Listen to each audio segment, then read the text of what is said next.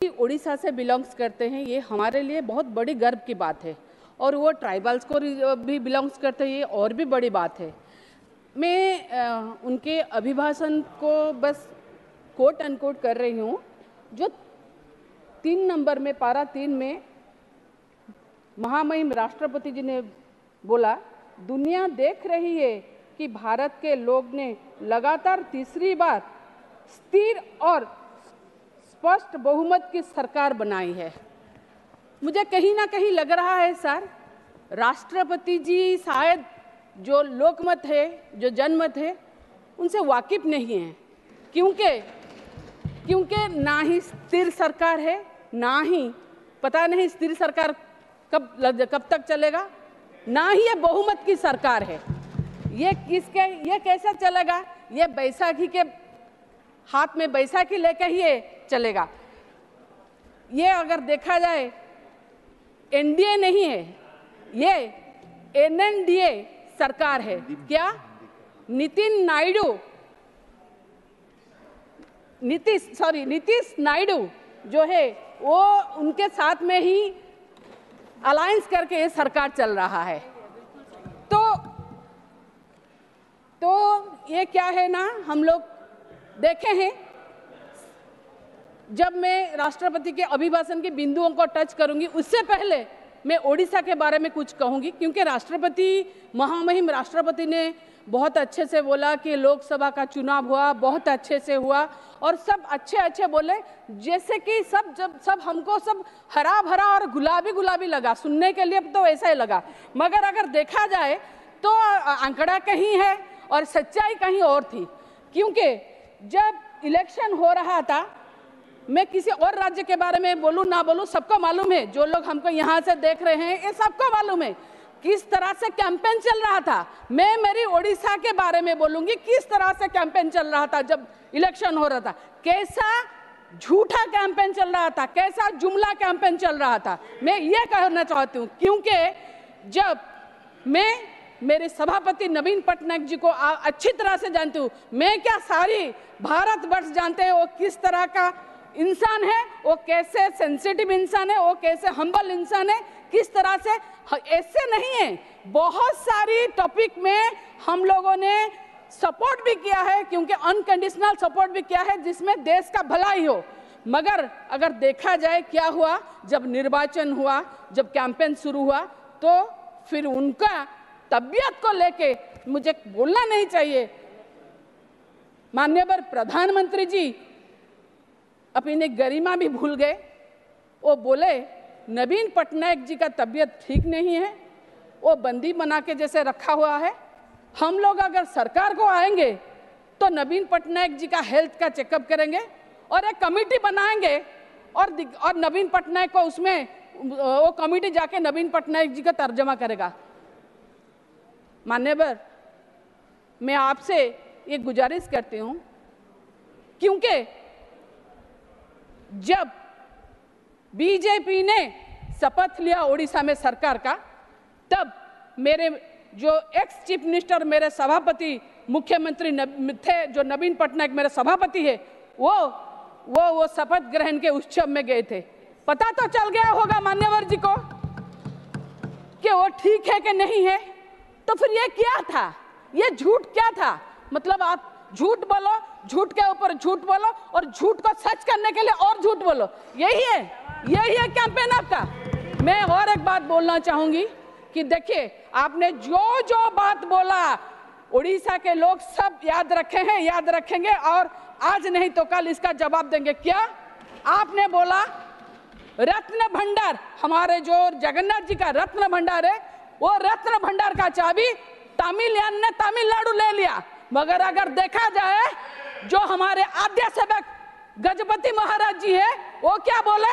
चाबी सही सलामत है। फिर क्या हुआ? आप क्यों ऐसे बोले? तमिलनाडु चला गया। इसके लिए आपको माफी मांगना चाहिए। ये इलेक्शन के लिए, प्रचार के लिए कुछ भी ना बोलिए। और फिर आपने वादा किया रत्न भंडार को आएंगे तो 6 दिन में, 8 दिन में खुलवा देंगे। आपको तो आए हुए बहुत दिन हो गया, रत्न भंडार तो खुला नहीं। रत्न भंडार तो खुला नहीं। क्या ये भी एक जुमला था? ये भी एक जुमला था। और एक बात है, आपने बोला जब हम सरकार में आएंगे, 4 द्वार, पुरी के 4 द्वार होते हैं, 4 द्वार खोल देंगे। आपने 4 द्वार खोल भी दिया, मगर उसके बाद क्या हुआ? फिर आपने जो 4 द्वार खोला वहां पर स्टम्पेड हुआ, फिर इतना आनाकानी हुआ, इतना लॉ एंड ऑर्डर सिचुएशन हुआ, उसके कारण चलते आपने 3 द्वार में एग्जिट करने के लिए छोड़ा और 1 द्वार में एंट्री करने के लिए छोड़ा। ये कहाँ का बात हुआ? हमारे ओडिया में बोलते हैं जथा पूर्वम तथा परम। आपके नजर में वो 4 द्वार खुला, मगर सच में देखा जाए तो 1 द्वार खुला। मैं राष्ट्रपति जी, माननीय राष्ट्रपति, महामहिम राष्ट्रपति जी बोले 19th नंबर में, मेरी सरकार देश के हर युवक को बड़े सपने दिखने और उन्हें साकार करने के लिए जरूरी माहौल बनाने में जुटी है। कैसा जरूरी माहौल बनाने में जुटी है? कैसा युवक लोगों को सपने पूरा करते हैं? ये नीट स्कैम करके लाखों युवक और युवती जो छात्र छात्री है, ये नीट स्कैम में कितने मुश्किल में वो लोग हैं। ये एक ही स्कैम नहीं है, ये एक स्कैम से पता चल गया पूरे एजुकेशन डिपार्टमेंट ही स्कैम है, ये एक स्कैम नहीं है। इसमें अगर देखा जाए 7 साल में 70 स्कैम्स हुए हैं, 70 स्कैम, और 1,70,00,000 बच्चे इसमें प्रभावित हुए हैं। और देखें तो उसमें अगर उनके माँ बाप को लिया जाए तो कम से कम 5 से 7 करोड़ लोग इसमें प्रभावित हुए। कि कौन लेगा इसका जिम्मा? कौन लेगा? किसी को तो आके बढ़ के लेना चाहिए ना, कौन लेगा इसका जिम्मा? आप अगर बोलेंगे कि हम सही चला रहे हैं, युवक और युवती को आगे बढ़ा रहे हैं, यही आपका आगे बढ़ाना? मैं तो आपके माध्यम से दाबी रखूंगी कि जो नीट का एनटीए जो कर रहा है, जो क्वेश्चन पेपर लीक हो रहा है, इसके लिए एक तदन कमिटी बैठाइए, और वो भी सुप्रीम कोर्ट के तत्वावधान में, क्योंकि अपेक्स बॉडी में ना मेरा विश्वास है ना किसी का शायद विश्वास है, ये आपको भी पता है, बोलने का कोई जरूरत नहीं है। तो इसमें और एजुकेशन सिस्टम में अगर देखेंगे, आपने जीएसटी के बात में बोला, जीएसटी के बारे में अगर बोलेंगे ना तो एजुकेशन में, शिक्षा में 18% जीएसटी ले रहे हैं, मगर डायमंड में 2% ले रहे हैं। कौन सा जरूरी है? शिक्षा जरूरी है या हीरो व्यापारी को 2% जीएसटी जरूरी है? और मेरे जो नेता नवीन पटनायक जी बार बार 100 बार चिट्ठी लेके हैं, जो आप खुद एक ट्राइबल कम्युनिटी को बिलोंग करते हैं महामहिम जी, और ट्राइबल कम्युनिटी में कम से कम 10 लाख ऐसे ट्राइबल्स है जो केंदू पत्र प्लग करने के लिए जाते हैं, और आप केंदू पत्र में 5% जीएसटी को बढ़ा के 18% कर लिए। 100 बार लिखे गया चिट्ठी के आप जीएसटी केंदू पत्र में कम कीजिए। बस इतना नहीं है, केंदू पत्र में आप 18% लेते हैं, जो तंबाकू होता है केंदू पत्र में बल के जो बीड़ी बनता है उसमें भी 18% लेते हैं, बीड़ी बन जाने के बाद में उसमें भी 18% लेते हैं। कितना हुआ? 54 हुआ। आप 1 रुपए में 54 पैसा ले जाते हैं। यही है सरकार का। और फिर मैं बोलूंगी, आप बोल रहे हैं रेलवे के बारे में, रेलवे में आप बुलेट ट्रेन के बारे में बोल रहे हैं। मुझे कहते हुए यहाँ बहुत दुख हो रहा है, क्योंकि रेलवे में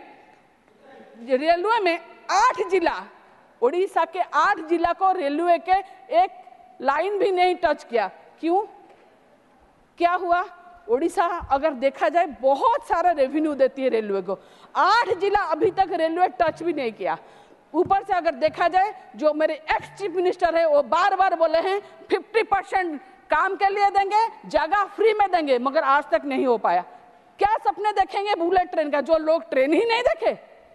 हमको ट्रेन, सब जगह के लिए ट्रेन चाहिए। और एक बात, ये हम बालेश्वर का तो बारे में देख ही चुके हैं, कहीं ना कहीं सेफ्टी के बारे में भी सोचना चाहिए आजकल रेलवे में, सेफ्टी के बारे में। और अगर देखें तो जब कंक्लूड, एक मिनट सर, कंक्लूड, अगर हम देखें तो क्या ना रेलवे देखे, एनएच देखिए, एनएच जो हमारे उड़िया में और एक बात बोलते हैं, गोदोरा कोड़े जत्ते माड़े से ते। क्यों बोली मैं ना, आप लोग बोलते हैं एक दिन में 39 किलोमीटर एनएच हो रहा है, मगर 55 एनएच जो हमारा अनुगुल, कटक अनुगुल है, संबलपुर है भाया अनुगुल, आज तक वो काम नहीं हो पाया। इसके लिए कौन जिम्मेदार है? कितने लोगों की जान गई है? कौन जिम्मेदार है? आज तक हम लोग जो बोल रहे हैं नेट कनेक्टिविटी नहीं है, बैंक सिस्टम नहीं है, रेलवे नहीं है, तो कैसे होगा? इसलिए मैं बोल रही हूँ ओडिशा को फोकस, स्पेशल फोकस स्टेट का मान्यता। You speak.